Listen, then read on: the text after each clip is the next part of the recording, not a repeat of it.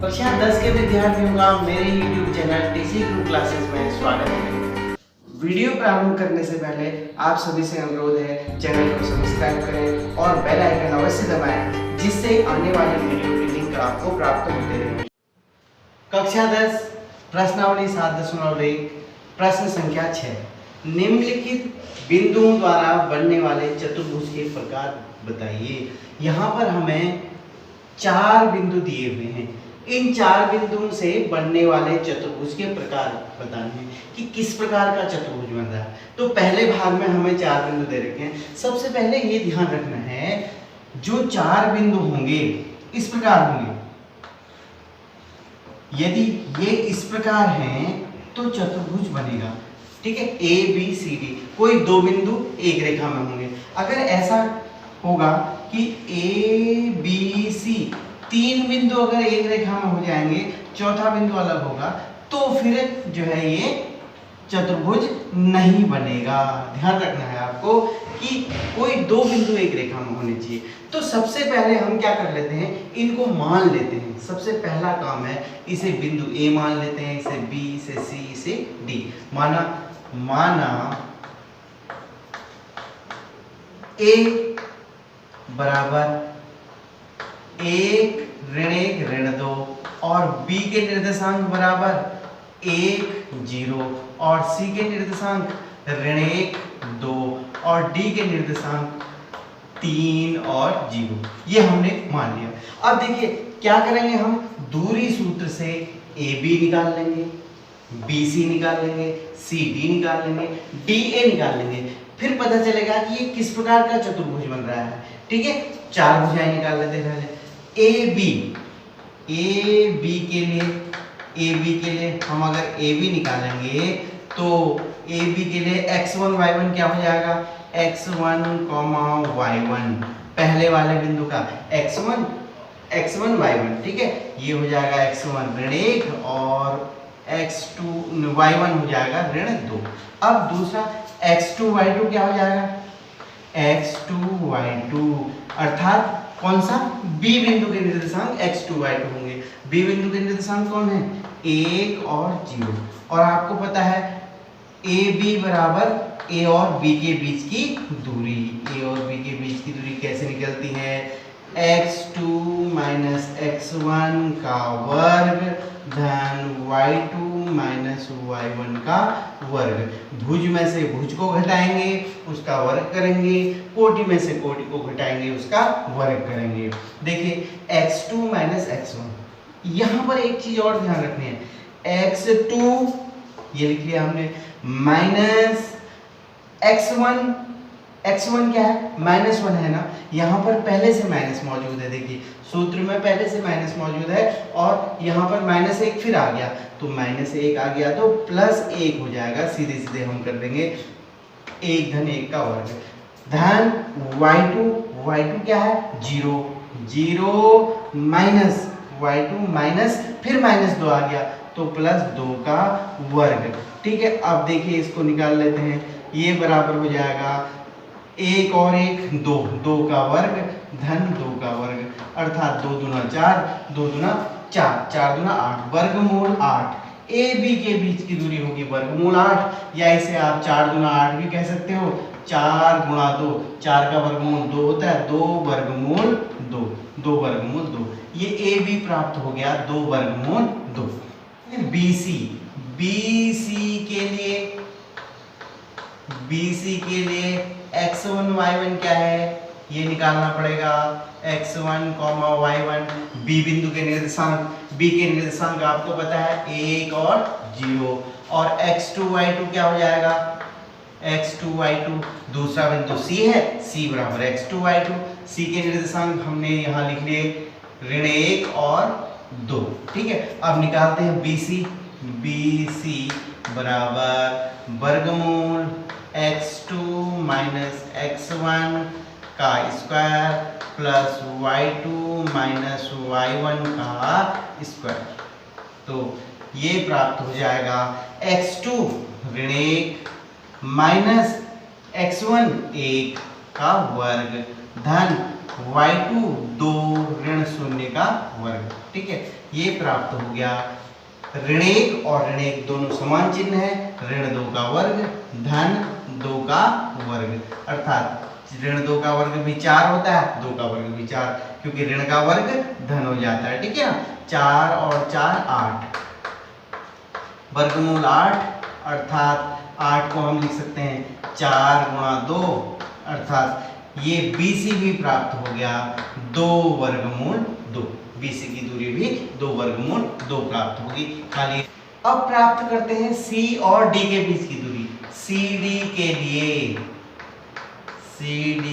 लिए x1 y1 निकाल दीजिए। पहले x1 y1 का मान रख दीजिए। C के निर्देशांक होंगे, अर्थात ऋण 1 और 2, और x2 y2 कौन से निर्देशांक होंगे? D के निर्देशांक, दूसरा बिंदु है, अर्थात ऋण 3 और 0। अब CD निकालते हैं।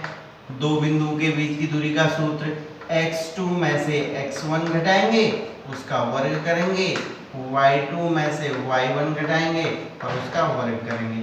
ये प्राप्त हो गया x2 ऋण 3 ऋण x1 अर्थात ऋण 1, तो क्या हो जाएगा? धन 1, क्योंकि ऋण चिन्ह में पहले से है, फिर उसके बाद ऋण आ गया तो धन 1 का वर्ग।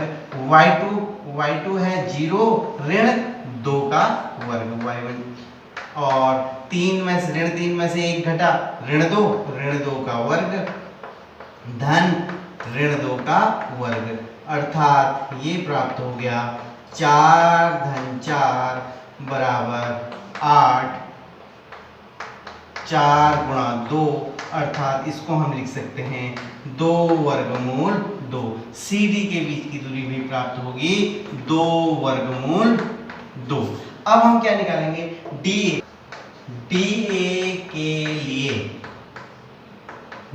के लिए x1, y1 है, D के निर्देशांक ऋण 3 और 0, और x2, y2 क्या है? A के निर्देशांक D है ना, पहला बिंदु ये हो गया, दूसरा ये A के निर्देशांक है ऋण 1 और ऋण 2। ध्यान दीजिए, अब DA निकालते हैं, बराबर वर्गमूल x2 माइनस x1 का वर्ग धन y2 माइनस y1 का वर्ग।